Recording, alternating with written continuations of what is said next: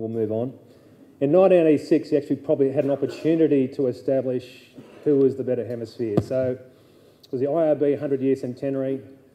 They brought together two teams. From the south, they brought together Australia, New Zealand, South Africa. In the north, I'll go to it in a sec.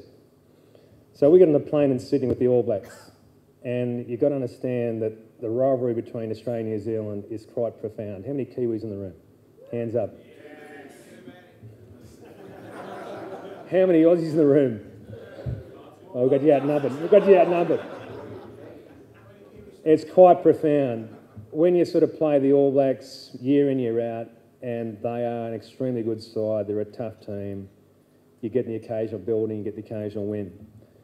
So we get on the plane, and there's guys who you sort of see as being numbers and faces, but not as friends or personalities. So for the first time ever, we're travelling business class, and we fly to the UK. All Blacks there, Wallabies there in the World 15 team. After a few lubricating beers, we start to sort of come together. We start to realise, actually, this bloke's a pretty good guy. Cowboy Shaw, who I spent years hammering each other, and he was one of the most dangerous players on the field.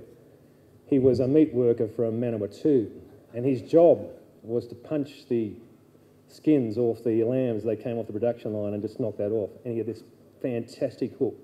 Saw him break Steve Williams' jaw in 1980. It was a great hit. But always, it was a fight on with the All Blacks. You always looked where Cowboy was first because you need to see where he was. You didn't want him behind you because that was a very bad outcome. It was really dark. In fact, I saw Laurent Rodriguez, the very tough French number 8, and France was playing New Zealand in 1986. And I was thinking, mate, don't do it. And Rodriguez was quite an aggressive guy, and he was just kind of niggling and getting stuck into the All Black second rowers. So he suddenly switched Cowboy Shaw up to number 8 against Rodriguez. I've gone, ooh, this doesn't look good. And next line out happens, bang, down goes Rodriguez, and Cowboy done his job. He was the hit man for the All Blacks. So we're on this plane, and we're starting to sort of get to know each other. And think, oh, these blokes are pretty good guys. Gary Knight in 1980, I recall very, very clearly in Brisbane, I was pinned on the bottom of ruck, and Ashworth said to Axel, was his nickname, Axel, get him. And down came his boot, he sliced me open, and in those days just sort of stayed on the field, and there was sort of blood all over the place, but that was Gary Knight. He was on the plane as well. We arrived in London, and coming up from South Africa was Nas Boiter, Danny Duplessis, Danny Gerber, Skulk Burger, and that's Skulk Burger's junior, that's his father. And there was a guy called Flippy van der Merth, whose son now plays as well, so that's how old we are. So those guys are there. And we get together, and after a while, the New Zealanders and Australians started to sort of get together and say, we went to Nas Boiter and said, if you keep on speaking Afrikaans as a group, you're going home, all right? We're one team. You're not going to be talking like Afrikaners the whole time because they were very, very tight. They started to meld in as well. So we, the first game was at Cardiff Arms Park.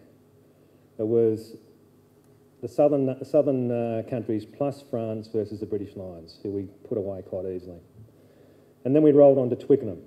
And so, leaving Cardiff Arms Park, Jacques Ferrou was the coach of the French time of the team, and he's gone, oh, my boys want to stay with you guys.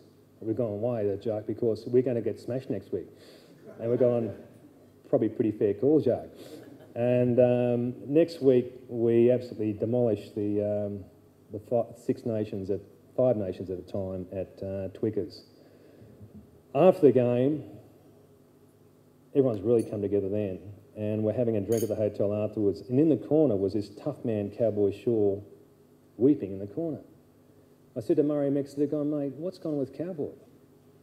He's going, mate, he's shattered because he's starting to like the Australians. And he's crying in the corner.